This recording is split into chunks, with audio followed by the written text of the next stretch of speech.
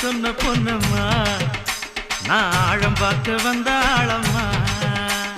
சுத்தி சுத்தி வந்து இழுக்கும் சூரக்கோட்டை வீர